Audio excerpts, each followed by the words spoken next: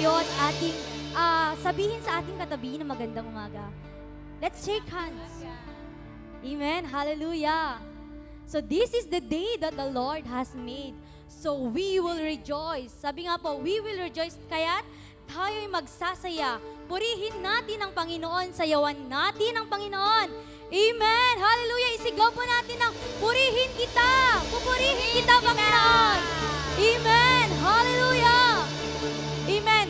Nais ko pong sa pag-start po ng ating awitin ay tayo po'y sumayaw at awitan natin ang Panginoon.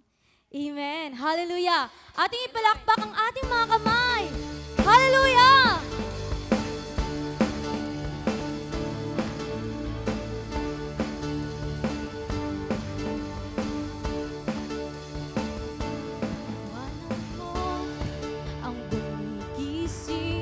Pag-ibig mo lang aawitin ang bawat pintig ng aking puso sa tapat mong kamay. Isusuko habang may buhay at may lakas. Taos na papuri. Taos na papuri sa'yo, aming bigkas. Liwanag mo ang gumigising. Pag-ibig mo lang aawitin ang bawat pintig ng aking puso sa tapat mong kamay.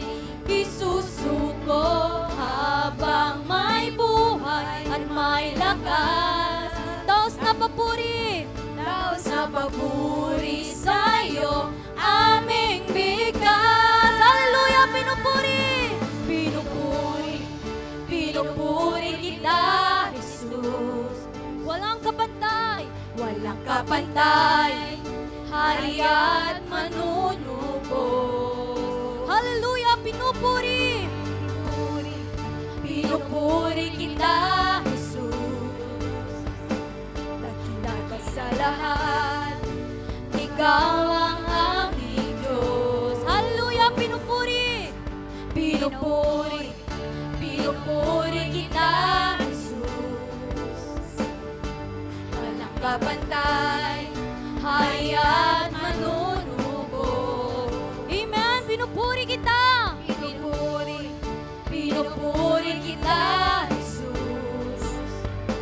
Dakila ka sa lahat, ang ikaw ang aming Diyos. Sa bawat araw, ikaw ang hiling, lalak sa'yo, di magmamaliw. Ikaw lamang ang tanging sandigan, walang kabantay, kapangyarihan. Habang may buhay at may lakas, Taos na papuri. taos na papuri sa'yo, aming bigkas. Pinupuri. Pinupuri, pinupuri kita, Jesus. Hallelujah. Hari at manunubo. Hallelujah. Pinupuri. Pinupuri, pinupuri kita, Jesus. Dakila ka sa lahat, ikaw ang aming Diyos. Pinupuri, pinupuri kita, Jesus.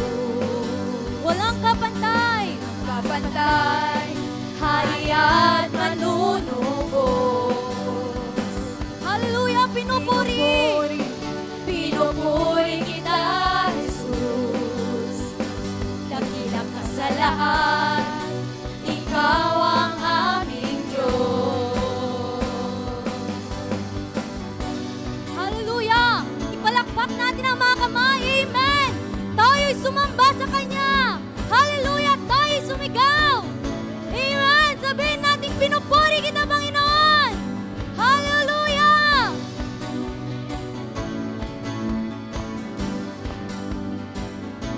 Lakas ang kamay, sumamba, buong lakas, sumigaw, Panginoon. Ikaw ang dakila. Ikaw ang dakila, walang kapantay. Pumalakpak. Pumalakpak, sumayaw, ngalan mo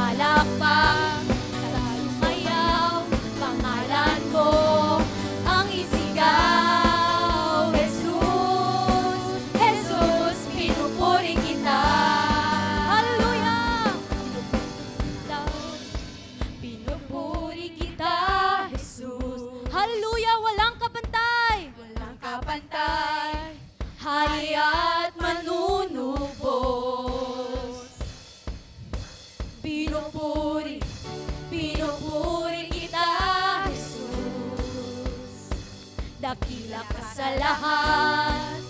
Ikaw ang aming Diyos. Pinupuri, pinupuri kita, Jesus. Walang kapatay, hari at manunubos. Pinupuri, pinupuri kita, Jesus. Hallelujah! Dakila ka sa lahat! Sa lahat, ikaw ang aming Diyos. Hallelujah! Pinupuri! Pinupuri kita, Jesus. Walang kapatay, hari at manunubos. Pinupuri, pinupuri kita, Jesus. Lakas sa lahat, ikaw ang aming Diyos. Sa lahat, ikaw ang aming Diyos. Dakila ka sa lahat! Sa lahat, Hallelujah! ikaw ang aming Diyos. Hallelujah! Dakila ka sa lahat! Sa lahat, ikaw ang aming Diyos.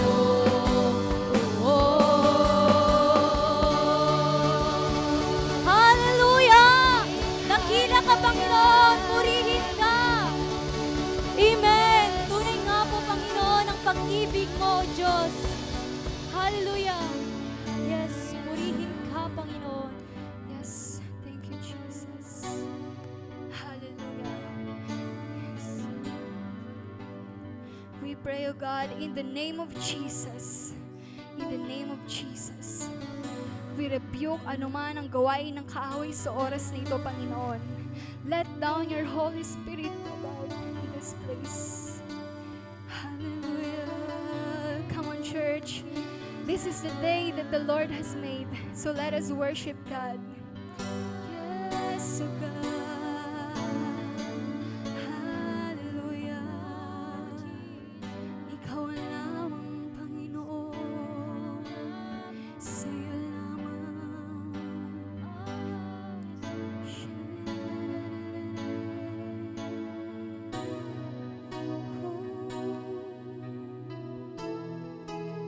Yes, O God.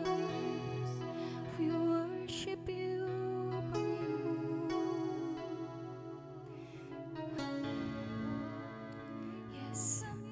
Pakinggan mo, Panginoon, ang tinig ng mga anak mo sa oras na ito, O God. Kami ay lumalapit sa iyo, Panginoon. Dahil alam namin, Panginoon, na ikaw lamang, Jesus. Ikaw lamang siyang tutulong sa amin. Ikaw lamang ang tanging sandigan namin, Panginoon.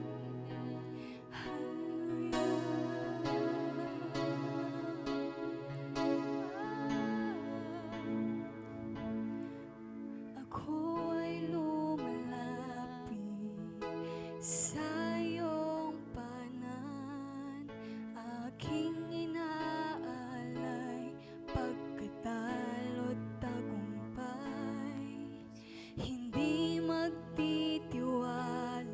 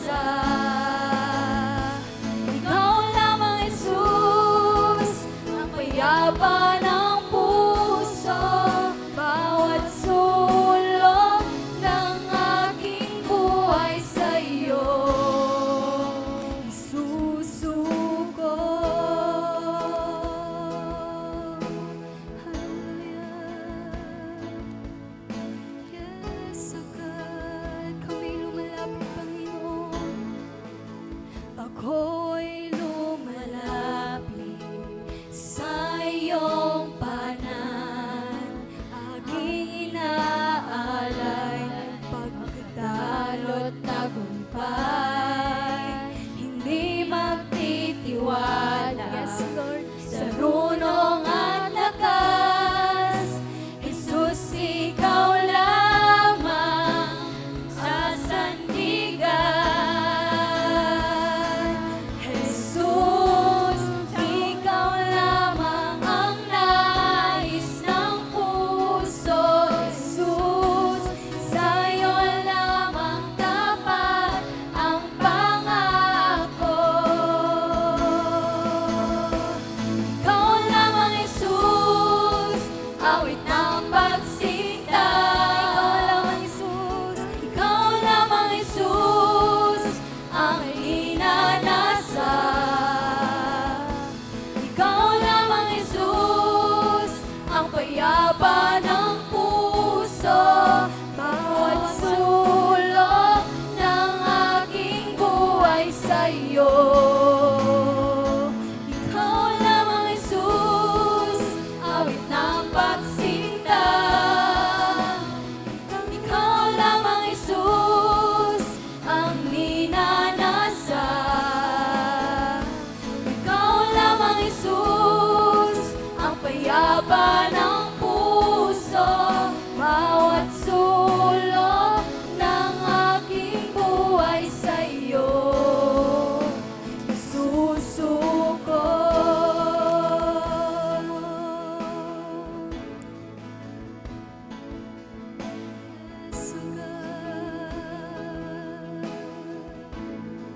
Sa liw ng mundo, pinalaya mo, binalik sa iyong yakap, kinaling ako sa hirap at kawalan. Ikaw ang katuwang, hindi matitinag. Ikaw ang sandigan. Sa liw ng mundo, pinalaya mo, binalik sa iyong yakap, kinaling ako sa hirap at kawalan. Ikaw ang katuwang, hindi matitinag. Ikaw ang sandigan. Jesus, ikaw lamang ang nais ng puso. Jesus, sa'yo lamang dapat ang pangako. Jesus, ikaw lamang ang nais ng puso. Jesus, sa'yo lamang dapat ang pangako. Ikaw lamang, Jesus, ikaw lamang, Jesus, awit ng pagsinta. Ikaw lamang, Jesus, ang ninanasa. Ikaw lamang, Jesus, ang payapa ng puso. Bawat sulok ng aking buhay sa'yo isusuko.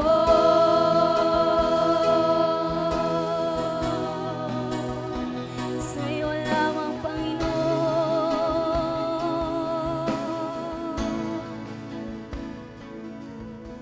Minamahal kita, sinasamba. Jesus, sa'yo lamang ang wagas na pagsinta. Iniibig kita, wala nang iba. Puso, buhay, kaluluwa ay sa'yo. Minamahal kita, sinasamba. Jesus, sa'yo lamang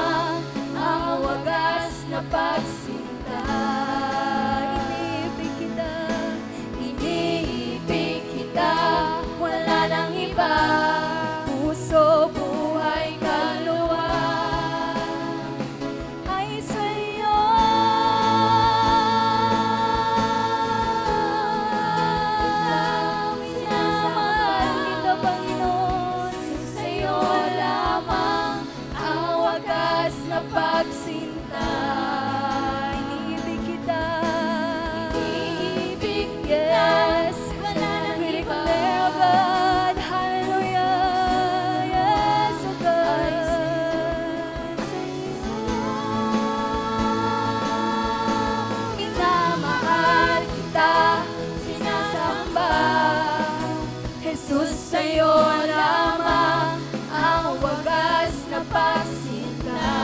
Ibibig kita, Panginoon. Iniibig kita, wala nang iba. Puso, buhay, kaluluwa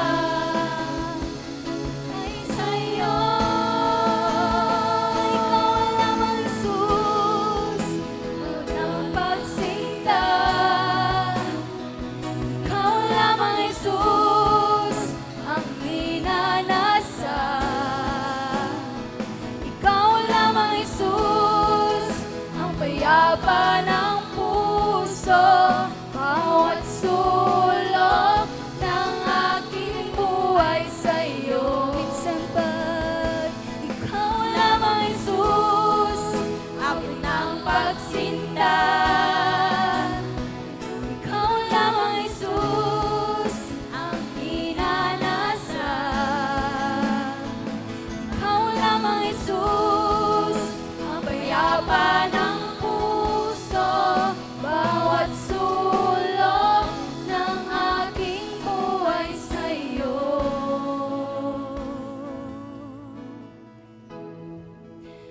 Ikaw lamang, Jesus, awit ng pagsinta. Ikaw lamang, Jesus, ang minanasa. Ikaw lamang, Jesus, ang payapa ng puso. Bawat sulok ng aking buhay sa'yo. Ikaw lamang, Jesus, awit ng pagsinta. Ikaw lamang, Jesus, ang minanasa. Ikaw lamang, Jesus. Ikaw lamang, Jesus, ang payapa ng puso. Bawat sulok ng aking buhay sa'yo. Ikaw lamang, Jesus, awit ng pagsinta. Ikaw lamang, Jesus, ang minanasa. Ikaw lamang, Jesus, ang payapa ng puso. Bawat sulok ng aking buhay sa'yo.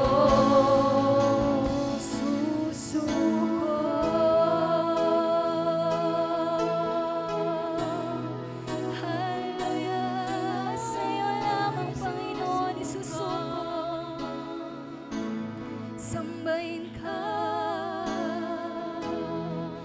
oh Diyos. Yes, let us worship God.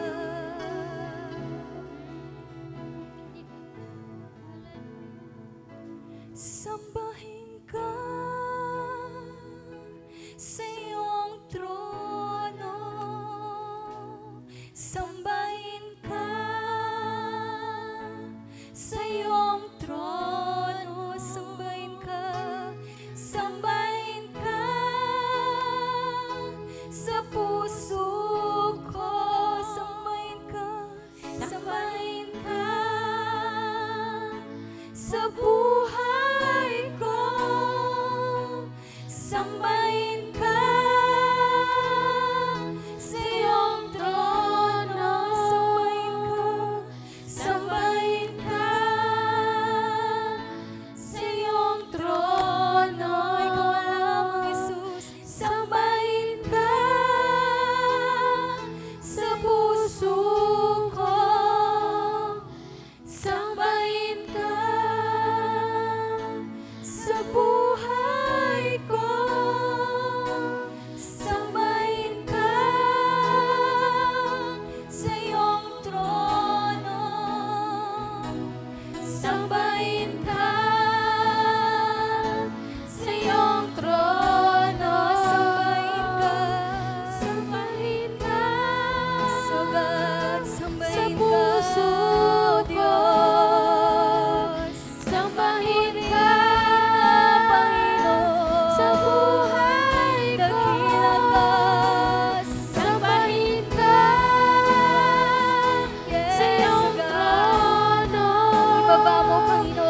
banal na Espiritu, God. Sa mga tao mong ito. Sa iyong trono. We declare your Lordship upon these people, O God. In the name of Jesus. In the name of Jesus. Sambahin ka, Panginoon. Sambahin ka. Hallelujah. Sa buhay ko. Sambahin ka. Sambahin ka. Sa iyong trono. Sambahin ka. Sambahin ka. Sa iyong trono. Sambahin ka. Yes, O God. Sa puso ko. Yes, hear your people, Sambahin O ka. God. Sa buhay ko. Minsan pa. Come on, church. This is your time to worship God. Sambahin natin ang Panginoon. Sa iyong Trono, sambahin ka. Sambahin ka. Sa puso ko, Diyos. Sambahin ka. Sambahin ka. Sa buhay ko. Sambahin ka. Hallelujah. Purihin ka, Panginoon.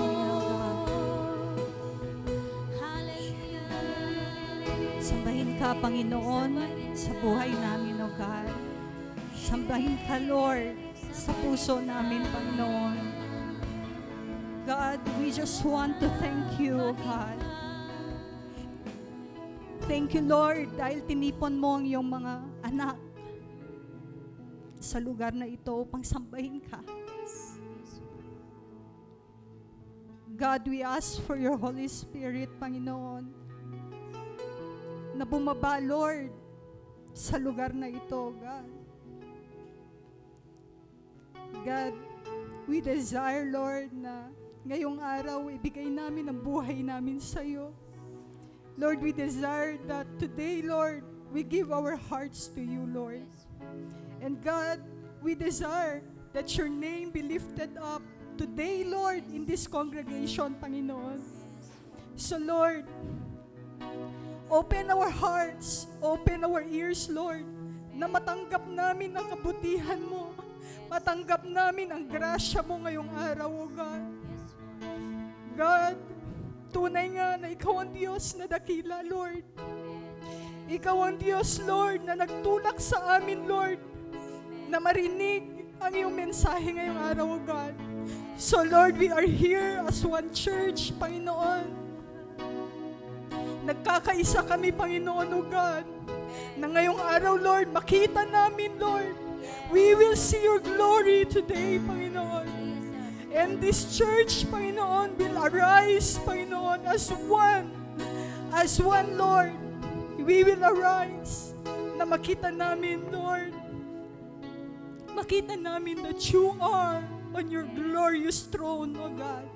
So, Lord, give us the spirit of wisdom. Give us the spirit of revelation, O God. Na ngayong araw matanggap namin, Lord, our portion, O God. That today, Lord, makita namin kung ano pa ang ibibigay mo sa simbahang ito, O God. Ano pa ang ipapagawa mo sa simbahang ito, Panginoon.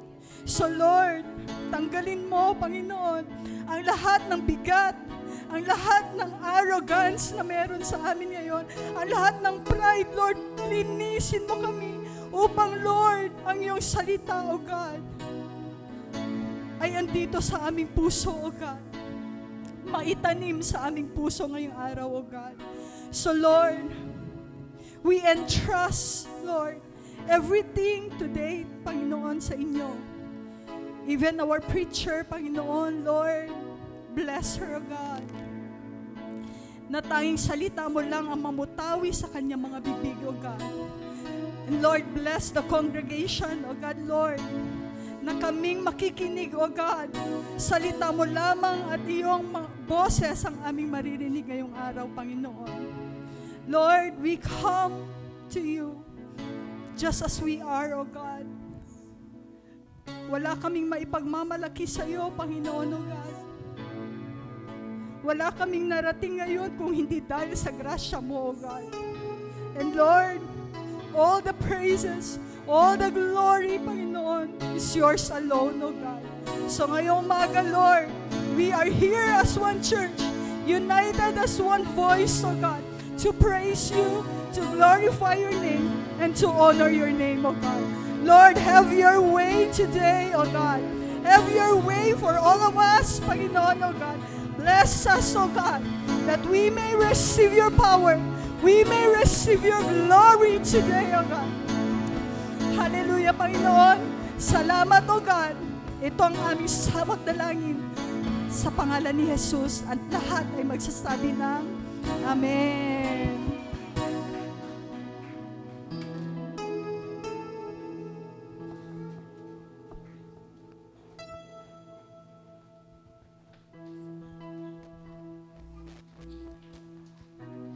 Good morning, everyone. Are we all blessed? Yes, hallelujah. How good and how pleasant to be in the house of the Lord. Amen? Kaya sabihin natin sa ating sarili, I am in the right place and at the right time. Sige, sabihin natin, I am in the place. Yes, hallelujah. Hallelujah. As we have welcomed the Holy Spirit, the presence of God in this place, we also welcome everyone. You are welcome. Sabihin natin sa ating katabi, you are welcome. Happy Sunday. Hallelujah. And also, we welcome our online viewers. Welcome, welcome. And meron bang bago sa ating kalagitnaan? Inaanyayahan ko kayong tumayo para ma-acknowledge namin kayo. Okay, walang bago. So, sabihin mo sa iyong katabi muli, sa Sunday, magdala ka ng bago. Sige nga, sa Sunday. Yes, hallelujah, hallelujah. Hallelujah. Hallelujah. Hallelujah. Meron tayong announcement sa this coming Saturday, mga youth. Meron kayong youth gathering this coming Saturday, December 13. Mark your calendar, 3 to 5 in the afternoon here in the church. Yes, mark your calendar at mga youth lamang po, yung mga feeling youth hindi kasali. Mga youth lamang, okay? See you all in the church on Saturday, 3 p.m. mga youth. Dadako tayo sa ating pagbibigay ng ating tithes and offering. Hallelujah. Pagki-flash yung Malakay 3:10 at 11. Meron ba tayong hawak na envelope?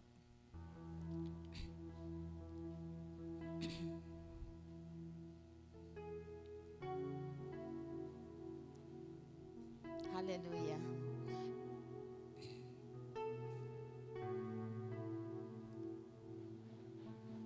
Okay, in Malakay 3:10, and it is written in your envelope, ang sabi ng Panginoon, ang command ng Panginoon sa atin is, bring the whole tithe into the storehouse, that there may be food in my house. Test me in this, says the Lord Almighty, and see if I will not throw open the floodgates of heaven and pour out so much blessing that there will be no room enough for you. In verse 11, Malakay 3, verse 11.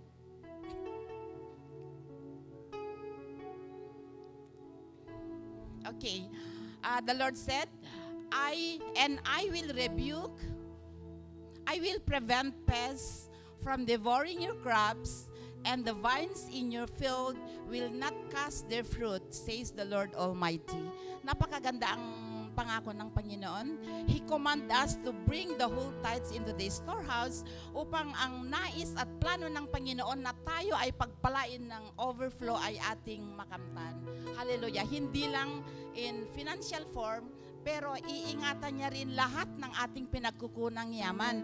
Kung farmers ka, mamumunga ng marami at hindi masisira ang pananim mo. We have many kinds of business. Kung business woman ka o the Lord will bring so much income in your business. So I have a short testimony about this verses. During pandemic, I want to testify the goodness of God na na-experience ko during during pandemic. During pandemic, mga brothers and sisters, ay crisis everywhere, not only in the Philippines, but I know that around the world. Pero God is so good na kahit sa panahon ng crisis, the Lord will keep you, make you productive because you are faithful into your giving. Hallelujah. Marami ang nagsaradong business, marami ang nawalan ng trabaho. So, and also, hindi exempted ang mga apartment. Of course, wala nang titira. So, God bless us and apartment sa Maynila. Pero noong panahon ng pandemic, ang aming apartment sa Maynila ay nananatiling puno, walang tenant na nawala. So, the Lord keep us productive. And as well in Tugigaraw. We have apartment in Tugigaraw at I remember that one of our tenant asked me, he said that, "Ate, anong sikreto mo? Bakit ang daming mga apartment na magaganda sa Tugigaraw ay nagiging bakante lahat? Pero ang apartment na tinitirhan namin na ay kumpleto." So, I praise and thank the Lord because God has given me the chance to share His goodness to other people. That unahin mo ang Panginoon, isali mo ang Panginoon sa iyong business, and magiging tapat ka sa iyong pagbibigay ng ikapo because this is the Lord promise that if you are faithful in your giving, He will open the floodgate of heaven that pour so much blessing that there will be no room for you to store in it. Tunay nga na napakabuti ang Panginoon, tapat ang Panginoon sa lahat ng oras, not only in financial form, but every form, every area of your life. Amen? Magbigay tayo sa Panginoon and let's pray. Hallelujah. Hallelujah. Dakila naming Diyos na mapagmahal, the giver of life, the source of everything. Hallelujah. We honor your name, Lord. We praise you, Lord. And we thank you, Lord, for blessing us so much. We thank you, Lord, na kami lagi mong tinuturuan upang ang nais mo, ang plano mo sa amin, na pagpalain kami ng siksik, liglig at umaapaw ay aming makamtan. Maraming salamat, Lord. Lord, I pray that bless all the work of our hands. At Lord, i-bless mo rin, Lord, ang aming mga puso't isipan to follow you, to obey you, and to understand your command, O God. Lord, we thank you. Thank you, Jesus. I-bless mo, Lord, ang aming ikapo for the expansion of your kingdom. Lord, we honor your name. We entrust to you everything. This we pray in Jesus' name. Amen. Bigyan pa tayo. Welcome natin ang ating preacher for today, Pastora Chris Oliviano. Morning po. Okay, so ang atin pong pastor and simo ay wala po ngayon dahil meron po silang administer na kasal sa Manila. Ayan. Okay, so let's study the Word of God. Buksan po natin ang Bible natin in Ephesians chapter 3. Ephesians chapter 3, start from verse 1. Okay. So ito po ang sinasabi po ng Ephesians chapter 3. For this reason, I, Paul, the prisoner of Christ Jesus, for you Gentiles, if indeed you have heard of the dispensation of the grace of God, which was given to me for you, verse 3, how that by revelation he made known to me the mystery, as I have briefly written already, by which when you read, you may understand my knowledge in the mystery of Christ, which in other ages was not made known to the sons of men, as it has now been revealed by the Spirit to his holy apostles and prophets, that the Gentiles should be fellow heirs of the same body and partakers of his promise in Christ through the gospel, of which I became a minister according to the gift of the grace of God given to me by the effective working of his power. So hanggang dyan po muna, okay? So let us pray. Father, we just give you the highest praise and glory. And Lord, as we study your word, we pray, may you be with us. Let your Holy Spirit, God, be upon us. And may you touch every heart, Lord, touch every soul. And may you give us, God, a spirit of understanding so that we may understand the deep things of your word. Father, we thank you. This all we pray in Jesus' name. Amen. Amen. Okay, so bago ako magpatuloy, gusto ko pong i-welcome ang atin pong mga kapatiran from 611 Bacolod. Ayan, kasama po natin sila ngayon. Okay, so welcome po sa atin pong gawain. Ayan. Okay, so yes, we welcome you, Pastor Stephen and the members. Oo, online. Online. Okay, so nakahook po sila ngayon sa atin. Ayan. Okay? Ay, tumingin kayo sa likod, no? Akala nyo nasa likod sila. Okay, so let's continue to study the Word of God. Okay, so nasa series pa rin po tayo ng Ephesians. Ayan. So, itutuloy po natin yung Ephesians chapter 3. So, in the beginning, God created the heavens and the earth. Pero one of the archangel, and that is Lucifer, ay nagkasala because of pride. So, nahulog siya. And he brought with him the world that God had created. And so the world is corrupt. So, na-corrupt na yung create ng Panginoon because of Lucifer. And in Genesis chapter 1, sabi niya doon, in the beginning, God created the heavens and the earth. In verse 2, makikita po natin doon na the earth was without form. Okay, so tingnan nga natin yung Genesis 1:22. Sabi po kasi doon, the earth was without form and void and darkness. Dahil po doon sa pagkakahulog ni Lucifer. And so, because the whole earth was under the charge of Lucifer, kaya ang buong mundo ay in darkness. And in Genesis chapter 1 verse 1, sabi po doon, in the beginning, God created the heavens and the earth. So this is the second creation.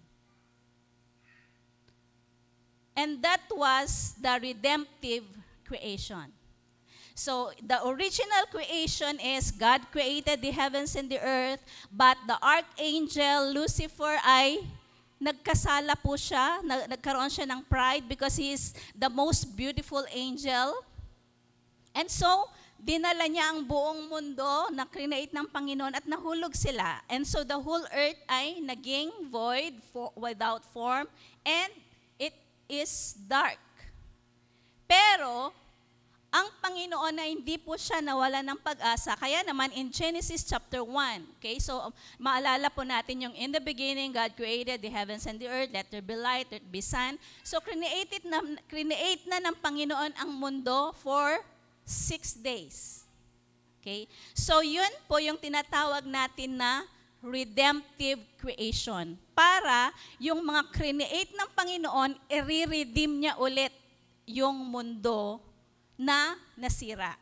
Okay? So on the 6th day, so before we go doon, from the original creation, hanggang doon sa redemptive creation ng Panginoon, the Spirit of God was hovering over the face of the waters. Yun po ang sinasabi ng Genesis 1, verse 2.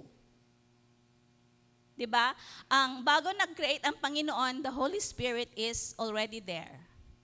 And so, the Holy Spirit is hovering over the face of the waters. At sinasabi po doon, the earth, kay verse 2, the earth was without form and void, and darkness was on the face of the deep. Because of this, the earth was under the charge of Lucifer. And the Spirit of God was hovering over the face of the waters. The waters were under the charge also of Lucifer. So all the creations nagkaroon na from day 1 to day 6. And then on the 6th day, God created man. So yan na po si Adam and Eve. So that's the redemptive creation. So when God created Adam and Eve, sila na yung pag-asa ng Panginoon na gagamitin upang ma-redeem ang buong mundo na minsan ay nasira dahil sa kasalanan ni Lucifer. And so, in the redemptive creation, doon po sa redemptive creation, God created the tree of life. So, di ba doon sa creation, gumawa ang Panginoon ng Garden of Eden. So, in the Garden of Eden, merong dalawang tree. The tree of life and the tree of the knowledge of good and evil. So, yung tree of life, it represents God. Nasabi ng Panginoon kay Adam and Eve, pwede niyong kainin lahat ang nandito maliban sa fruit of the tree of the knowledge of good and evil. Because this tree, meron ng wickedness ito which comes from the enemy.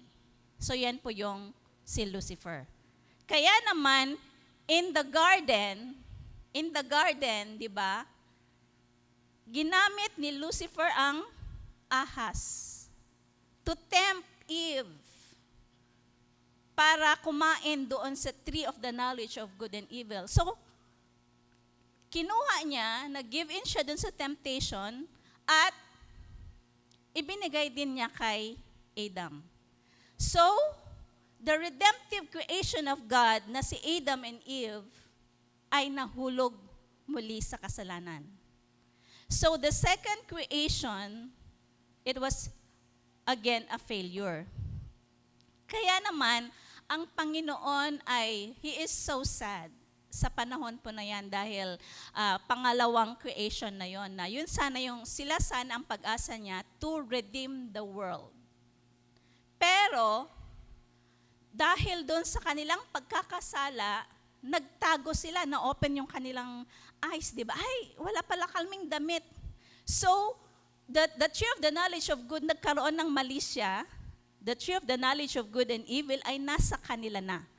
Kaya naman, hinanap ng Panginoon si Adam and Eve. Adam, saan ka? Saan kayo? So, hinahanap ng Panginoon si Adam and Eve.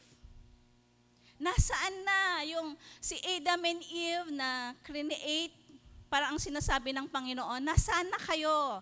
Yung ginawa niya na head over all things, di ba? Sabi niya, Genesis 1:27 and 28, God created man to be the rulers of the earth, to have dominion over everything. So ito po yung plano ng Panginoon kay Adam and Eve, to rule over everything. Pero nagkasala sila, kaya naman sabi ng Panginoon, nasaan na kayo? So, could you imagine yung feeling ng Panginoon noong hinahanap niya si Adan tsaka si Eva na nag-disobey sa kanila? Sa mga parents po ba, ano pong feeling natin? Kapag ang mga anak natin ay ginawa yung mga hindi natin pinapagawa, tapos nagtatago sila, so parang nandun yung galit, nasaan na kayo? So yun po yung atin pong Panginoon. Nasaan na yung humankind, yung tao, mga tao na ginawa kong head over all things? So ganon din po ang Panginoon sa atin. Na kapag ka nagkakasala tayo, hinahanap tayo, nasan ka na? You are already the head over all things. Bakit ka nagtatago? So ito po yung atin pong Panginoon. So, si Adam and Eve ay, di ba, nagawa sila from dust. So, yung dust na yon ay from the corruptive world. So, ibig sabihin, si Adam and Eve ay, the dust na ginamit ay from the corruptive world. Pero, they have to rise up to rule the earth. Yun ang sabi ng Panginoon, na He created Adam and Eve to rule over the earth, to be the head over all things. At ito pong tao na ito, si Adam and Eve, they have the image of God. Genesis 1:27-28. And ibinigay niya yung hininga niya sa kanila. So this is how God created man. So ibinigay niya lahat. God breathed His breath into them, but they have also the corruptness from the world. So, ibig sabihin, God had given man freedom to choose whether to eat from the tree of life or to eat from the tree of the knowledge of good and evil. So, ganun din po sa atin ngayon because we are descendants of Adam and Eve. So, God had given us the freedom kung gusto nating ma-transform to be the tree of life and be the healing of many nations, or to just stay in the world, to enjoy kung ano man yung ginagawa natin dun sa mundo. So, God had given us the freedom. He has also given us the freedom to say yes or to say no doon po sa temptation ng kaaway. Di ba, even Jesus, after na siya ay nabaptize at nung siya ay nagfa-fasting for 40 days, di ba, na-tempt siya, he was tempted by the devil. So, the enemy comes to steal, to kill, and to destroy. So, even today, this is the work of the enemy. Si Adam and Eve nga na ginawa niyang head over all things, nagawa pa rin niyang itempt. So, itong enemy na ito, si the devil, nung nag-give in si Adam and Eve, tuwang-tuwa siya, tinatawanan niya ang Panginoon. Tingnan mo yung create mong tao, di ba? So, the devil is laughing with God. Pero hindi yun pinansin ng Panginoon. And He called for Adam and Eve dahil alam niya na meron pa ring pag-asa. Meron pa ring magagawa ang Adam and Eve and his descendants to redeem the whole world. So the devil is trying to destroy the redemptive creation of God. So ganun din po ang kaaway sa bawat isa sa atin. As we strive hard to be holy and do something for God, the enemy is also working double time to destroy us, to tempt us. Dahil kung hindi tayo rooted sa Word, we will give in sa kanya pong mga temptation. Okay. So, ito po yung redemptive creation ng Panginoon. So, our title is Church, Rise Up. Display the wisdom of God's redemptive creation. So even to us, we have to be watchful. We have to be watchful na kapag we pray, we study the Word of God, gagawa ang kaaway to distract us para hindi po tayo mag-grow sa atin pong Christian life. So, Adam and Eve and their descendants, kasama po tayo doon. We, the human being, the church of today, and the church in Ephesus. Dito po sa Ephesians, yung letter po niya dito sa chapter 1 to 6, ito po yung audience niya, ito po yung pinagsasabihan niya. Adam, the church in Ephesus, and even to us today. So,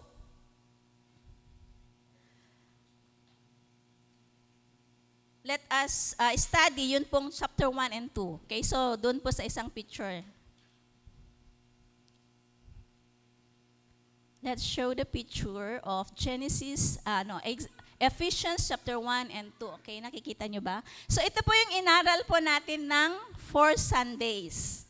Okay, so ito po muna, and then ito. Okay, so this is the chapter 1 and 2, ito po yung, it talks about the plan of salvation. So, ito na so related pa rin po ito doon sa creation. In order for the whole world to be redeemed, gumawa ang Panginoon ng paraan upang tayo na anak niya ay hindi laging under the bondage of the enemy or in control of the enemy. So this is the plan of salvation and how it is fulfilled. So dyan po sa number 1, head up all things to Christ and become the glorious inheritance of God. So yan po yung Ephesians 1, chapter 1 hanggang 14. So God made known to us the mystery of His will. So di ba?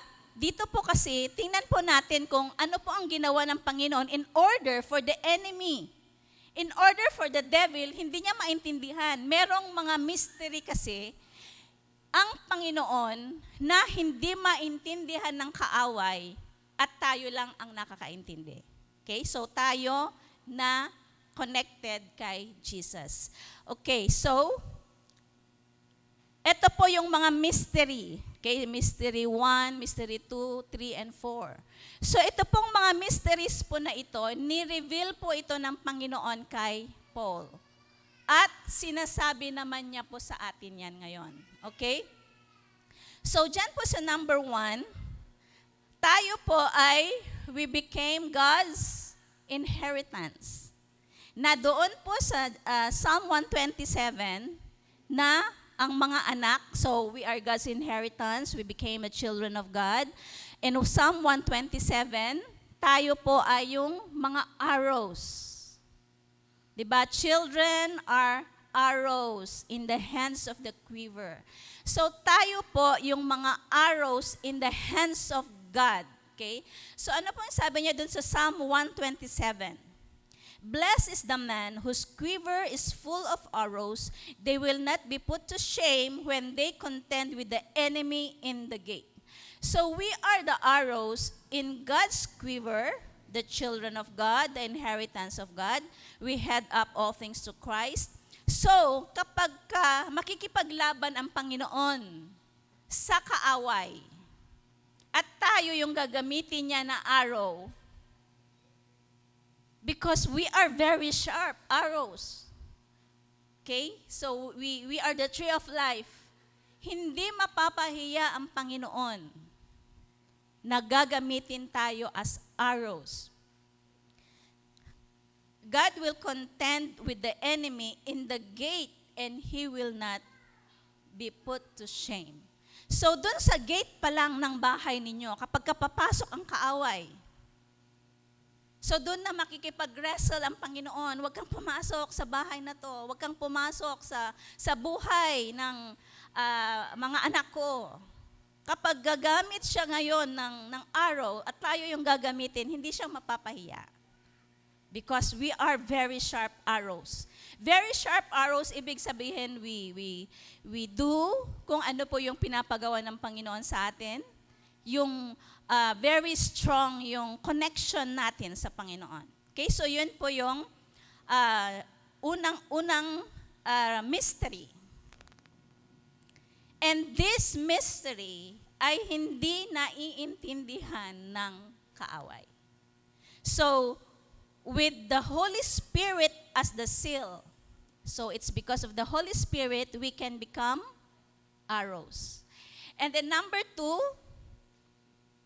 we are seated with Christ in the heavenlies. Okay? So ito po yung creation niya, ito po yung heavenlies. Jesus Christ was seated at the right hand of God And we are His body. We are the church. Kaya naman we are seated with Him at the right hand of God. So, we are seated with Him. So this is also a mystery na hindi ito naiintindihan ng kaaway at tayo lang nakakalam nito. I am a child of God. I am the head over all things na hindi tayo dapat, pagka may problema, hindi dapat tayo nagmumukmok, kailangan tayong lumaban. Kapag ka nadapa tayo, we need to rise up. So ito po yung sinasabi niya na head over all things. We must be the leader. At hindi tayo yung follower. Amen? Amen.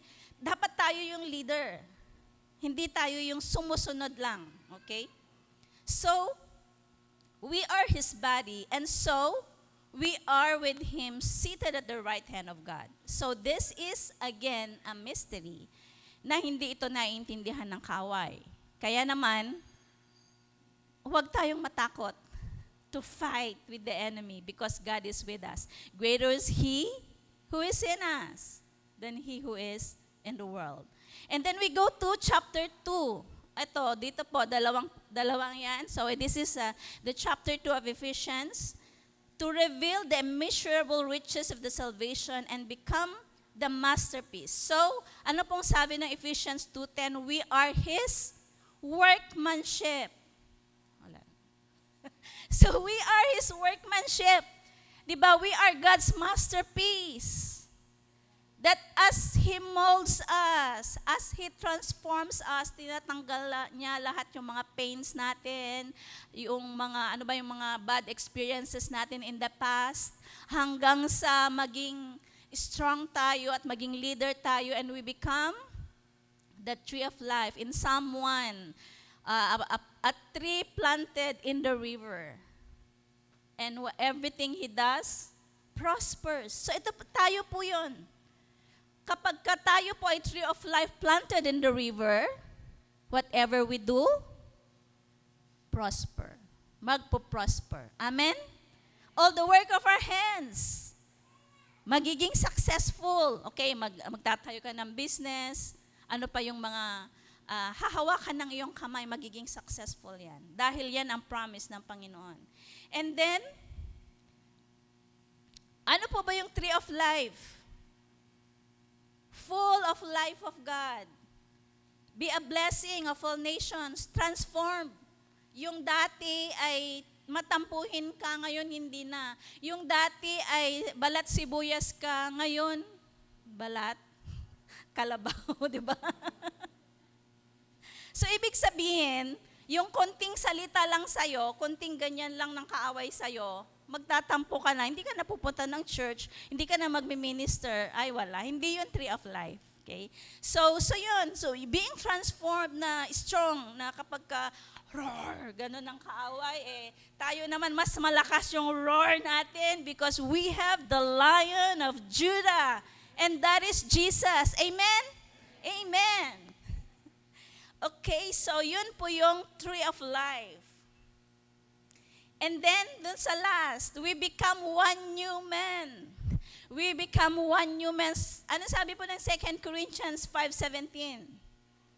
2 Corinthians 5:17, basahin nga natin.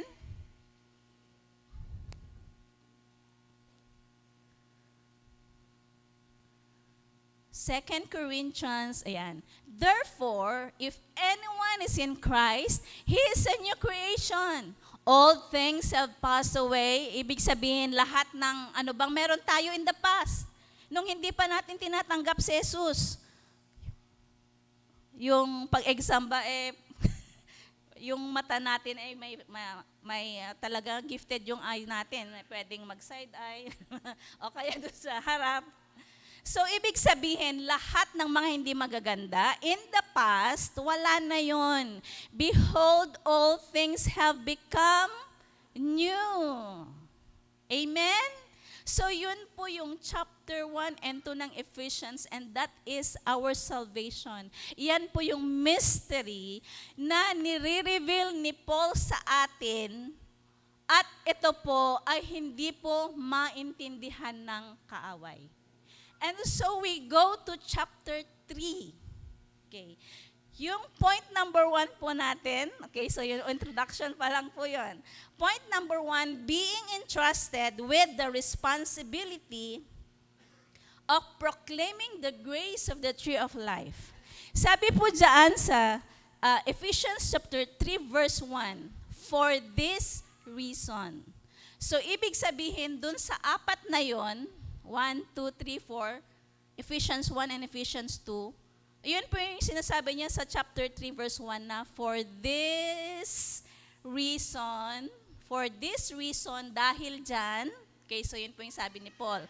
Dahil dyan, okay, so dahil dyan, I, Paul, the prisoner of Christ, for you Gentiles.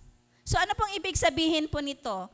Si Pablo po, doon po sa for this reason, ito po yung mga mysteries, doon po sa chapter 1 and 2. And then, sabi niya dyan, for I, Paul, the prisoner of Christ Jesus, for you Gentiles. So, naikulong si Pablo dahil sa iyo at sa akin. Amen? Naikulong si Pablo dahil sa mga Gentiles in Ephesus, at dahil doon, nandyan ka at nandito ako. Okay? So, sabi niya dyan, for si Pablo, ano po bang nangyari? Bakit po kasi nakulong si Pablo? Okay? So, ito po yon. Doon po sa Ephesus, ang dami pong mga issues. Okay? So, inaral na po natin yon. Merong great conflict ang Jews and Gentiles. So, nag-aaway sila doon sa Ephesus. And then, ang mga taga-Jews, they are attacking Paul. Sinisisi si Paul, bakit ikaw, Pablo, dinadala mo yung mga Gentiles doon sa templo? So, ang daming mga inaakusa kay Pablo na hindi naman totoo. Kaya naman, ang ginawa ng mga Jews, kinuha si Pablo at dinala sa Rome, doon sa Roma. At doon siya ikinulong. At doon sa kanyang pagkakakulong, sinulat niya to. Okay? So, imagine ninyo yung hirap niya, no, na grabe yung kanyang suffering, yung conflict na great is the hindrance na wag kang pumunta, wag mong dalhin, wag mong i-preach yung gospel. Wag kang parang in short, wag kang makipag-usap sa mga Gentiles. Para ang sinasabi ng mga Hudyo, ang salvation ay para sa Hudyo lang. Pero hindi yun ang plano ng Panginoon. Okay? Kaya naman si Pablo, ito yung ibinigay sa kanya. Ibig sabihin, God had entrusted this responsibility. Anong responsibility na ito? Ito yung responsibility of proclaiming, so yun po yung point number 1 natin nandyan sa notes nyo. Ang responsibilidad na ibinigay ng Panginoon kay Pablo ay para iproklama the grace of the tree of life. Ano po ba yung grace na sinasabi niya? Okay, verse 2. If indeed you have heard of the dispensation of the grace of God which was given to me for you. Ano pong ibig sabihin po niya dyan?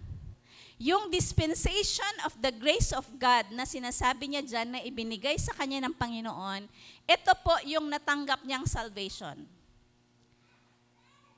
Do you remember na si Pablo ay lahat ng mga Kristiyano ay pinapatay niya? Siya ang rason kung bakit si Stephen ay namatay. And then, humingi siya ng sulat sa governor para pumunta siya sa Damascus para huliin at patayin ang mga Kristiyano doon. So this is Paul, bago niya natanggap si Jesus. So, kaya naman, doon sa kanyang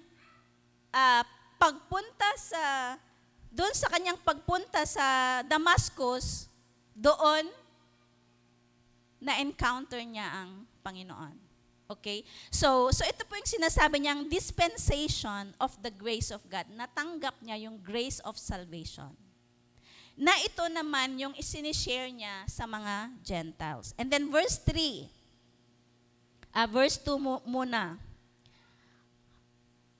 Dispensation of the grace of God which was given to me. Si Paul yan. Ibinigay yung responsibility na yan o kaya yung grace na yan para sa atin na mga hentil. Yung mga hindi Hudyo. And then in verse 3, how that by revelation he made known to me the mystery, as I briefly written already. So yan po yung chapter 1 and 2. Yan po yung mga mysteries na nireveal sa kanya ng Panginoon. Verse 4, by which when you read, you may understand my knowledge in the mystery of Christ. Verse 5, which in other ages was not made known to the sons of men. So parang ang sinasabi niya dito, kahit in the beginning, from Adam and Eve hanggang doon sa panahon ni Pablo, hindi ito ni-reveal ng Panginoon sa mga tao. So ibig sabihin, kay Pablo lang niya ito na i-reveal. And then, which in other ages was not made known to the sons of men, as it has now been revealed by the Spirit to His holy apostles and prophets. Verse 6, ito po yung ni-reveal ng Panginoon, that, okay, so ito po yung revelation kay Paul, okay, that the Gentiles should be fellow heirs, hindi lamang mga Hudyo ang tatanggap ng mana from God. Maging din po tayo pwede nang tumanggap. Amen? Okay, so we are fellow heirs of the same body, kaya nga one new man na tayo dun sa chapter 2, dun sa last part. Magkasama na ang Jew and Gentile. And then, partakers of His promise in Christ through the gospel. And in verse 7, of which I became a minister. Okay, so naging minister si Pablo dahil sa gift of the grace of God given to me by the effective working of His power. So, ibig sabihin, si Pablo ay naging minister dahil doon sa kanya ni-reveal ang mga mystery.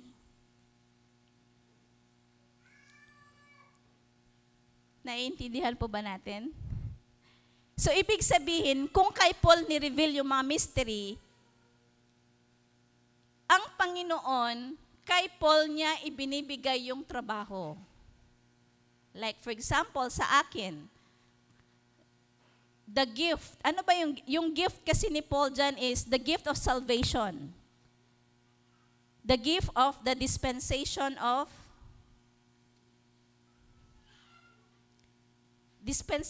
grace na natanggap niya. So, ibig sabihin, God had entrusted to Paul the responsibility of proclaiming the grace of the tree of life to us Gentiles. Kaya naman, ito yung in-entrust ng Panginoon sa kanya. So, ganun din po sa akin. Like, ano po ba yung mga gifts na natanggap ko? Okay. So, the gifts of I believe na in day one of my life, hanggang sa nag-aral ako, hanggang sa nag-work ako from a private and a government institution, ang alam ko, prepare ako ng Panginoon doon for this work. Lalong-lalo na doon sa mga paperworks ng church. Okay, so God had given me this gift na do mahirap, pero ito yung binigay ng Panginoon sa akin na I have the knowledge to do it, or ibig sabihin, I can do it. So God had entrusted me this. So ganun din ang bawat isa sa atin. Meron at merong in-entrust ng Panginoon sa atin na kailangan nating gawin. Kasi nakukuha po ba natin? Si Pablo, ang binigay ng Panginoon na trabaho niya is to preach the gospel to the Gentiles. Amen? Sa akin naman, with the gifts and talents na binigay sa akin ng Panginoon, with my knowledge in accounting or with my knowledge in paperworks, with the gifts na binigay niya sa akin, ito yung mga in-entrust sa akin. Ako yung secretary, treasurer, ito, nagpipreach na din ako, and then meron din yung gift of intercession, gift of prayer. So ito po yung mga in-entrust sa akin ng Panginoon na kailangan kong gawin. Amen? So isipin na po natin, ano po ba yung in-entrust ng Panginoon sa bawat isa sa atin? Maybe some had entrusted one spouse, and how many kids? Or maybe God had entrusted you subordinates dahil ikaw ay boss.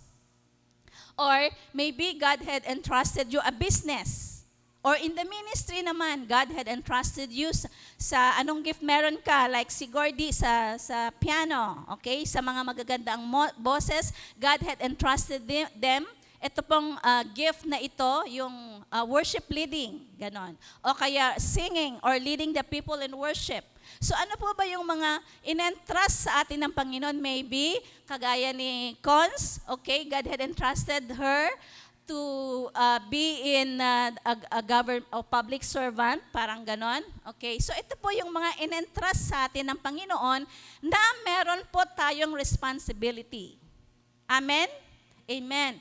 Okay, so yun po yung point number 1 po natin. Okay, so doon po sa gift na natanggap po ni Paul, the gift of the grace of God, sabi kasi niya doon sa verse 7, of which I became a minister. Okay, so naging minister si Paul dahil doon sa gift na ibinigay ng Panginoon sa kanya. Okay, naiintindihan na po ba natin? Naging minister ako dahil doon sa mga gifts na ibinigay sa akin ng Panginoon. Sa mga dance ministry naman, they'd given you the gift of dancing. So, naging minister ka dahil doon sa gift na natanggap mo no dancing. Okay? So, yan po yung sinasabi ni Paul. Okay? So, God had entrusted the mysteries of Paul. Yung mystery kasi ng chapter 1 and 2, God had entrusted the mysteries to Paul, which was unknown to the enemy. Pero na-i-reveal kay Paul. Kay Paul lang, hindi sa ibang tao. Paano po ba natanggap ni Paul ito? Okay? So, nung si Paul ay papunta ng Damascus, ano pong sabi ng Panginoon nung na-encounter po niya? So, di ba, merong burning bush. Okay? Tapos nabulag siya because there was a light na struck siya doon. And then, ano po yung sinabi ng Panginoon? This is the resurrected Lord Jesus. This is the resurrected Lord Jesus. Okay, ano pong sabi niya? Rise up and go to the city. Anong city? Sa Jerusalem ba? Sa Ephesus? Or saan? Okay? And then,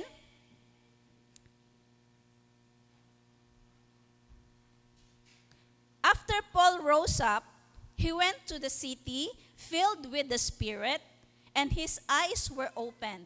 So, nung pinagaling na si Paul, saan siya pumunta? Hindi siya bumalik sa Jerusalem.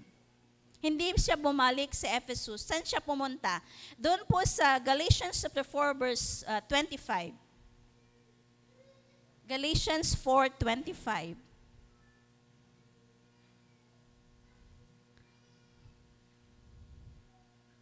So nung napagaling po si Pablo doon sa kanyang pagkakabulag, hindi siya pumunta sa Jerusalem, kundi saan siya pumunta? Sa Mount Sinai in Arabia. Doon po sa Mount Sinai in Arabia. Anong ginawa po niya doon? Okay, so si Paul ay, nung gumaling siya, okay, so tinawag na siya ng Panginoon, pumunta siya sa Mount Sinai, doon po sa Arabia, and he meditated and prayed in the Spirit. He prayed in the Spirit, and he went up to the third heaven. Maalala po ninyo yung tinuro ko dito about the temple. Di ba meron tatlong bahagi ng temple in the Old Testament. The outer court, the holy place, and the Holy of Holies. First heaven, second heaven, and third heaven. The Holy of Holies is where the presence of God is. So, ang banal na Espiritu, dinala niya si Paul in the Spirit in the third world. And then, ano pong nangyari? Doon, God revealed the mysteries of the gospel. So doon niya natanggap yung mga mysteries of the gospel.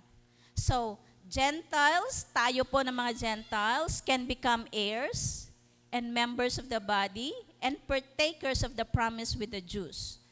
So, kung ano po yung natatanggap na benefits ng mga Jews, ganun din po sa atin. So, yun po yung point 1 po natin. And then we go to point 2 dun sa verse 8 of Ephesians 3. Point 2 natin, let the Tree of Life Church show the demons the wisdom of God's redemptive creation.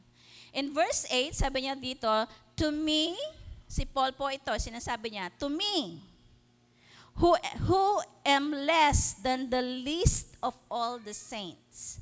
Bakit sinasabi po ni Paul ito na parang ang tingin niya sa sarili niya ay napakababa o napakaliit?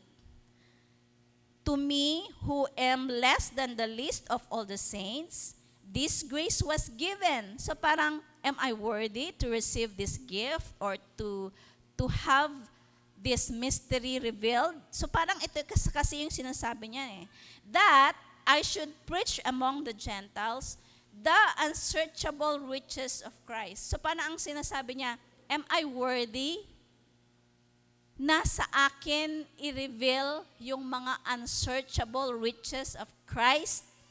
Bakit ganun yung kanya pong attitude? O kaya bakit ito yung sinulat niya? Dahil nung panahon ni Jesus, nung nasa lupa pa siya, siya yung great persecutor. Siya yung pumapatay. Pero, kaya naman, hindi, parang ang tingin niya sa sarili niya ay mababa. Dahil dito, hindi niya napagsilbihan ang ating Panginoong Jesus nung nasa lupa pa siya. But, the resurrected Jesus appeared to him. He was embarrassed because he was then persecuting the church, as if he is saying he is not worthy to receive the grace of salvation. So yun po yung ibig sabihin po ng verse 8. And then in verse 9, and to make all see what is the fellowship of the mystery. Ano po ba yung, okay, so before we go sa verse 9, ano po ba yung mga unsearchable riches of Christ? Ito pong sinasabing unsearchable riches of Christ dito refers to us Gentiles, doon sa mystery na sinasabi niya, na so ito po yung unsearchable riches of Christ, doon po sa verse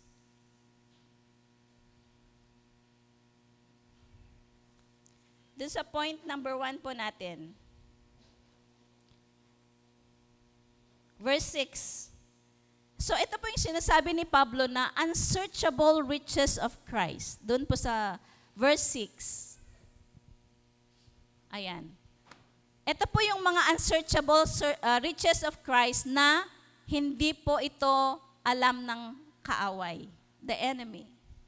That the Gentiles should be fellow heirs. So ito po yung unsearchable riches of Christ. And then, ano pa? Of the same body. And then, ano pa? And partakers of His promise. So, ito po yung mga unsearchable riches of Christ.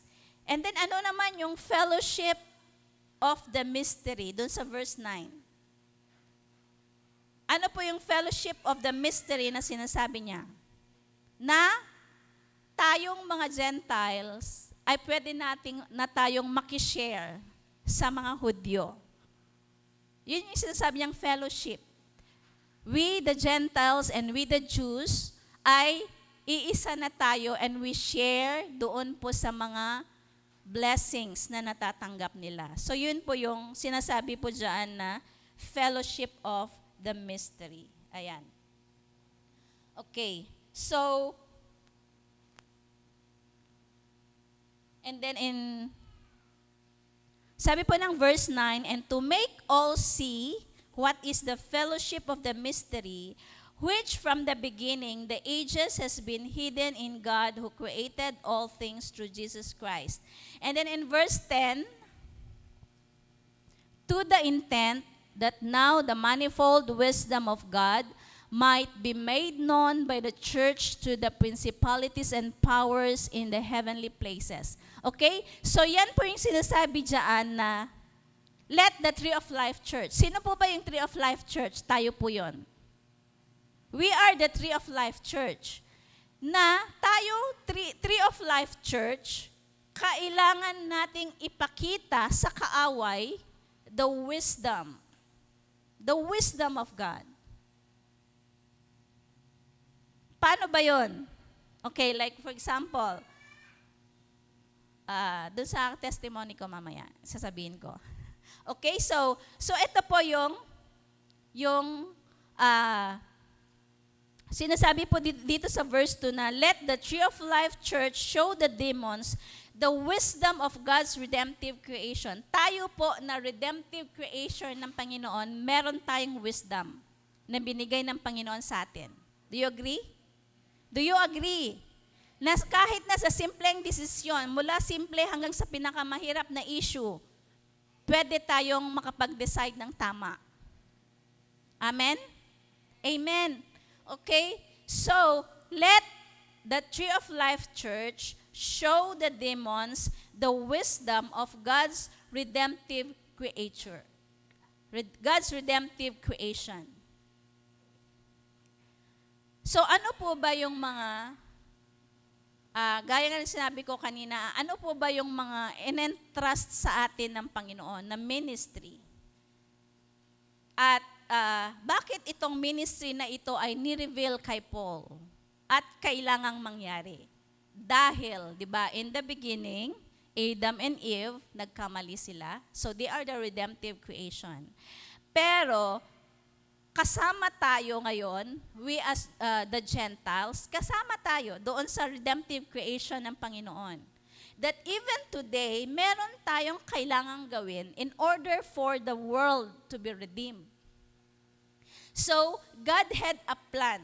Kaya naman, in John 3:16, Jesus Christ died at the cross for you and me to be saved. So, si Adam and Eve, and his descendants, tayo yon, parang wala tayong power to redeem the world. Kaya naman, binigay niya si Jesus na kaisa-isa niyang anak para kasama natin to redeem the world. Amen?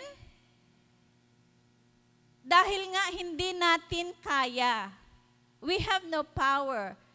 And so, if we receive Jesus as our personal Lord and Savior, we have now the power and authority because of Jesus. So, lahat ng mga ito, yung magiging masterpiece tayo, magiging arrows, magiging tree of life, magiging one new man tayo, magiging head over all things tayo because of Jesus and because of the Holy Spirit. So yun po yung plan ng Panginoon. So, ang plano niya, dinala niya si Jesus. So, we are now His body. So, we become the tree of life, and we, the tree of life, ay dadalhin naman natin yung mga kasama natin sa Panginoon hanggang sa maging tree of life tayo. So, ito po yung ipinapagawa ng Panginoon sa atin. So, this is the responsibility na in-entrust sa atin ng Panginoon. Okay? So we, as the redemptive creation, we have to rise up as royal priest. May problema man, may mga discouragements man, but still we have to move on and serve God. Huwag nating iiwanan ng Panginoon because tayo po yung kanyang pag-asa to redeem the world. Amen? Amen. We have to stand up as a royal priest. Yes, the enemy is still working double time to destroy us, to give things. Ano ba yung mga ibinibigay niyang mga distractions sa atin? Siguro, pag pupunta tayo ng church, parang ginugulo yung anak mo, change na yung kanyang behavior para magalit ka. Pagdating mo sa church, wala ka ng mood dahil nagalit ka kanina. So these are the works of the enemy. Ephesians 6 says, we are not wrestling against flesh and blood, but against principalities. Ayan, sinasabi niya dyan sa 3:10. But we as is Tree of Life Church, we have to show to the devil the wisdom na binigay sa atin ng Panginoon. We are the royal priest, the holy nation. We have to stand as a priest and use or exercise our power and our authority. We have to make known to the devil the wisdom. Tayo po na redemptive creation po ng Panginoon. So yun po yung point 2 natin. And then last point is in verse 13. Ephesians 3:13, therefore, I ask that you do not lose heart. So ito po yung sinasabi ni Paul, huwag kang mawalan ng pag-asa o kaya huwag kang do not lose heart. Do not lose heart at my tribulations for you. Huwag kang madismaya, huwag kang madiscourage. So ito po yung sinasabi ni Paul. Si Paul nga kahit nasa kulungan siya, he's doing his best to do the responsibility na in-entrust sa kanya ng Panginoon. Ano yun? To preach the gospel to the Gentiles. Na kahit nasa kulungan siya, nagsusulat siya. Ano po ba yung mga way? Okay, so kung ang kaaway ay nilagyan yung daanan mo ng hindrance, meron namang ibang daan, di ba? So ito po yung sinasabi ni Paul na we have to show to the devil the wisdom of the God's redemptive creation. Na mas wise tayo kaysa sa devil, di ba? Mas wise tayo because we have the mind of Christ. Kaya sabi niya, let the Tree of Life Church rise up and show the devil the wisdom of God's redemptive creation. Na kahit nadidiscourage tayo, nadadapa tayo, we have to rise up and show to the enemy that we are the child of God, that we have Christ, that we are God's arrows, that we are the Tree of Life. We are the head over all things. Amen? And we are already new. Diba? Meron tayong past. At sinasabi ng kaaway, ginagawa mo yan noon. Noon yun, hindi na ngayon. Okay, di ba? Pwede man natin gawin yun, sabihin yun. Amen? Okay, so let the Tree of Life rise up. And then sabi ni Paul, ang dami niyang mga na-experience na problema doon sa kanyang paggawa ng responsibility na binigay sa kanya. But still, ang daming mga paraan. Kung gusto natin, maraming paraan. Kung ayaw natin, ang dami nating dahilan. Okay? So, sabi ni Paul, do not lose heart at my tribulations for you, because this is our glory. Kaya naman, Tree of Life Church, do not let your glory become corrupted. Meron na tayong glory dahil kay Paul. Amen? And thanks to Paul, we are here today. Amen. Amen. Okay, so yun lang po as I end. Gusto ko pong i-share yung akin pong testimony. So, ang dami kong plano sa buhay, pero hindi nangyari. It's the plan of God ang nangyari. I work, I study hard, hindi ko din in-entertain ang mga distractions sa pag-aaral. Siyempre, marami ding mga distractions. Ano ba, mga kabataan? Boyfriend? Ang daming mga problemang dumating. I have also many plans, but the plan of God, ang siyang pa ring nangyari. So, God had entrusted me the responsibility of, ang daming in-entrust sa akin ng Panginoon. Hindi lamang sa ministry, maging din po yung family ko, yung mga pamangkin ko. So, yung ministry lang ang i-share ko. Ayan. So God had entrusted me the responsibility of taking care of the church treasury, maging din po yung all the legal papers of the church. I also represent the church sa mga agencies, even sa pag-secure ng mga permits, ng mga legal papers, ng mga legal documents of the church, even the licenses, the solemnizing licenses of our pastors from the whole Philippines. Okay, so lahat ng mga papers, ako po yung gumagawa. So God had entrusted me all this. Maging yung treasury, and then the pulpit ministry, and then the ministry of prayer. So for how many times the enemy is doing his best to discourage me in these ministries. Alam naman na po ninyo yung akin pong mga testimonies about my journey sa akin pong full-time ministry. Sa Ministry of Treasury, I almost gave up to flow in the flow of the Spirit in terms of budgeting and expenditures, because it's very opposite dun sa budgeting ng secular or in the government and budgeting sa church. Okay, so na-share ko na po ito. Up to the point na I give up at magre-resign na at mag-work na sa labas, but how great is the Lord na with these discouragements, with these struggles within me, ay napaglabanan ko, and I was able to show to the enemy na I am a child of God and I am called to this ministry. And then another is dun sa pulpit ministry. Always standing here is hard. Without the infilling of the Spirit, I cannot stand here always. Siyempre, it's not by might. I am weak. I am also a sinner. But how great is the grace of God na He always give me the grace and I was able to continue to stand here to preach the Word of God. So there was one time the enemy tried to discourage me through the thought of not being effective at wala na yung Spirit sa akin. So sinasabi ko na kay Pastor na, Pastor, wag muna akong mag-preach. But I almost give up, but the Lord knows what He is doing.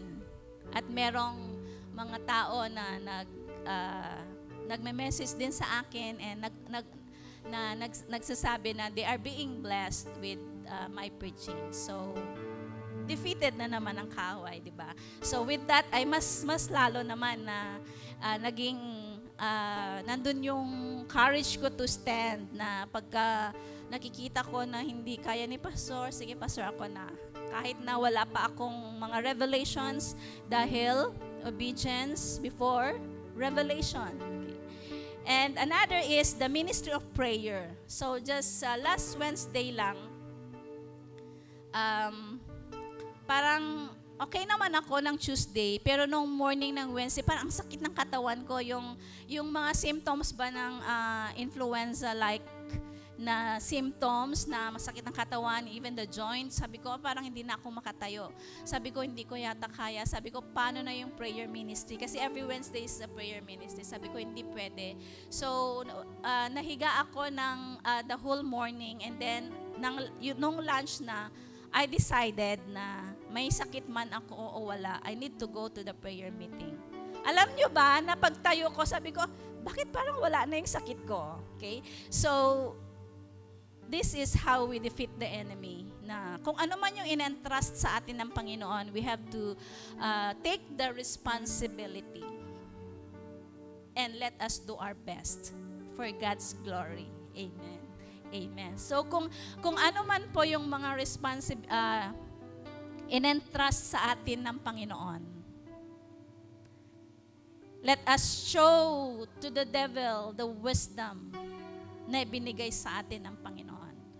Yes, may mga discouragements doon po sa atin pong paglakad.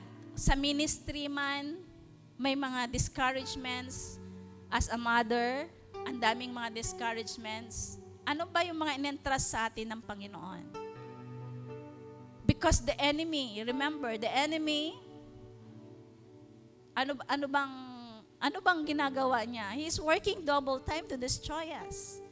Kung ano yung ginawa niya kay Eve noon, ganun din ang ginagawa niya sa atin. Na when we are called in the ministry, magbibigay siya ng mga loads para hindi mo na alam kung anong haharapin mo at di ka na maka-attend ng church. This is the work of the enemy. But church, we need to know our priorities. We need to fight the good fight of faith. Yes, God is with us. But we as the Tree of Life Church, we have also to stand up. We have to rise up and show to the devil kung gumagawa ang paraan ng kaaway not to do the ministry God had entrusted us. There are so many ways para magawa natin ang responsibility na ibinigay ng Panginoon. Amen. Okay, so can we all stand and let us worship our God? Yes. Hallelujah, hallelujah. Kantahin nga po natin yung Sambahin Ka.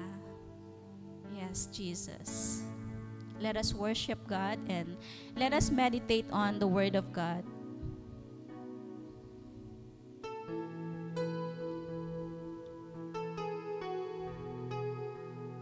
Yes, Jesus. Holy Spirit, come in this place. You know us. You know your people, oh God.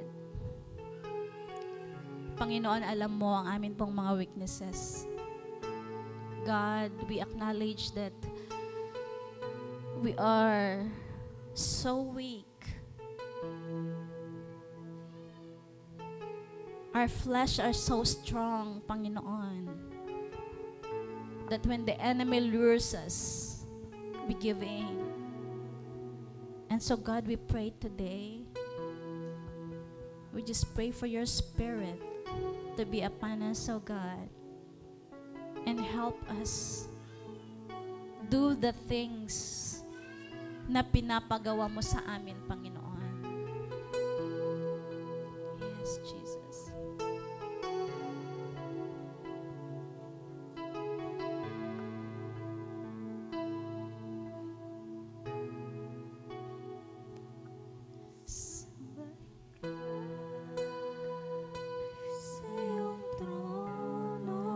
Yes, Jesus. Sambahin ka sa iyong trono. Sambahin ka sa puso ko. Sambahin ka sa buhay ko. Yes, once again. Sambahin ka sa iyong trono. Sambahin ka sa iyong trono. Sambahin ka sa puso ko. Sambahin ka sa buhay. Pwede po bang itaas natin ang ating kamay? Sambahin ka sa iyong trono. Sambahin ka sa iyong trono. Sambahin ka sa puso ko. Sambahin ka sa buhay. Yes, one more time. Sambahin ka. Sambahin ka sa iyong trono. Sambahin ka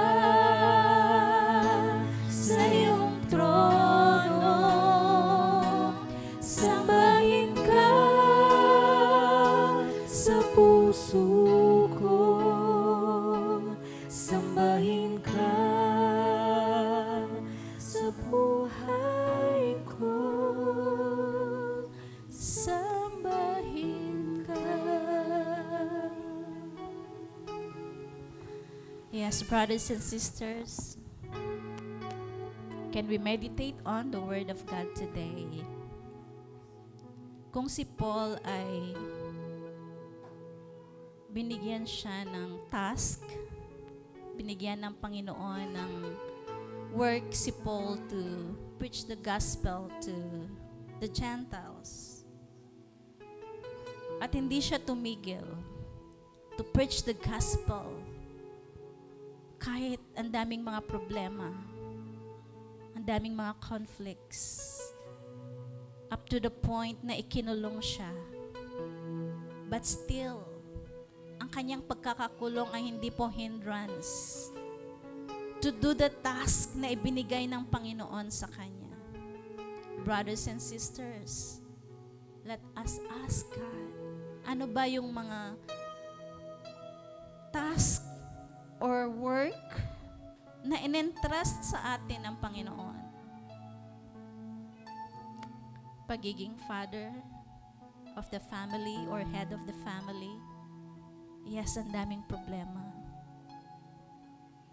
There are times that you want to give up. Dahil ang hirap abutin.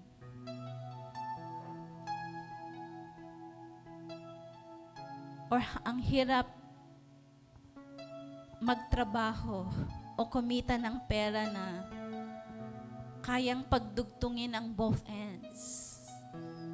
Or are you a mother who are very tired every day to work for your children, and yet they are disobedient to you? Or ano man ang mga problema natin na na-encounter, kakulangan ng pera, ito ba ang dahilan kung bakit hindi tayo pumupunta sa church? Are we chasing money? Or are we chasing position, power, fame? Brothers and sisters, the Lord is telling us today, ano man ang problemang dumating sa atin, we need to rise up. We need to show to the enemy that we are the head over all things, that we are the royal priest, that we are the arrows in God's quiver. We are the tree planted in the river, and we are one new man, that we can do all things through Christ who strengthens us. Yes, God.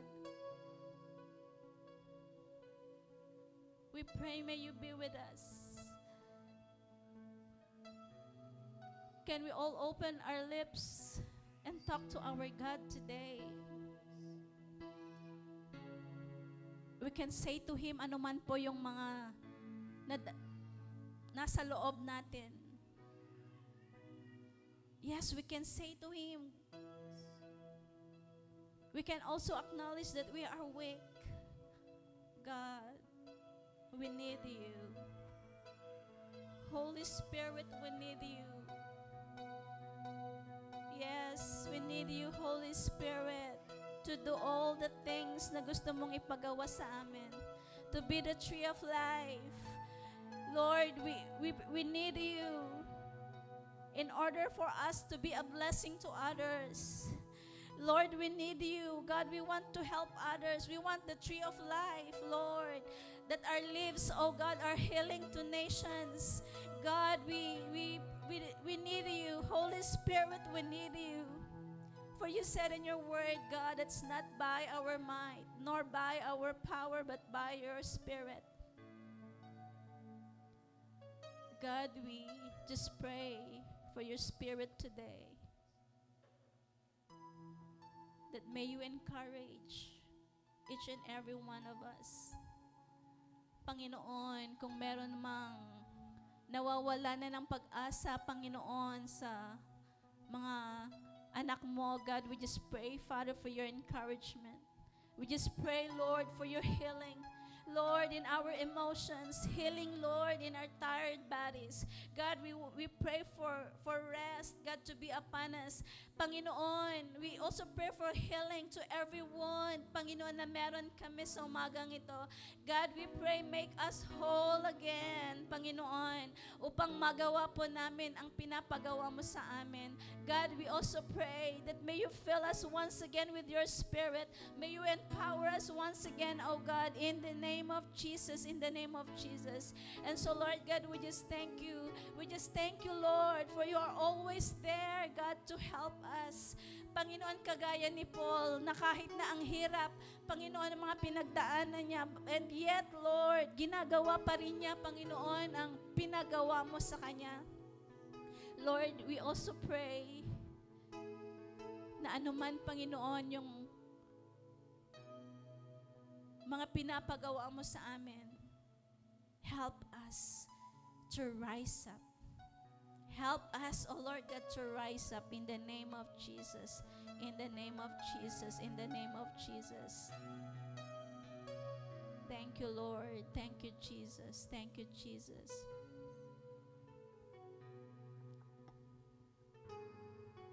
Yes, Holy Spirit.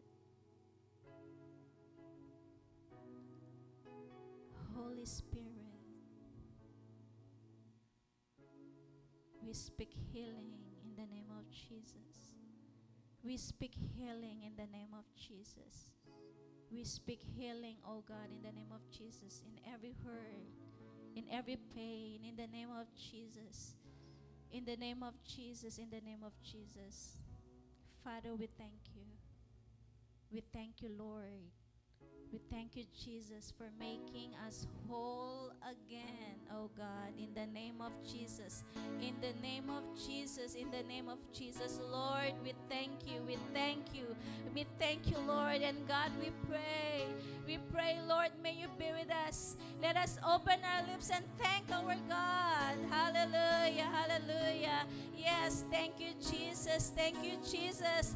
Lord, we are now ready, Lord, na magamit, Panginoon, sa iyong kingdom in the name of Jesus, in the name of Jesus. Lord, we pray, may you be with us. May you be with us, oh God, in the name of Jesus, in the name of Jesus. Lord, we also pray, may you help us, oh God, to resist the enemy, oh God, in the name of Jesus, in the name of Jesus. And so, Lord God, we just thank you for today, Lord. We thank you even for your word, Father.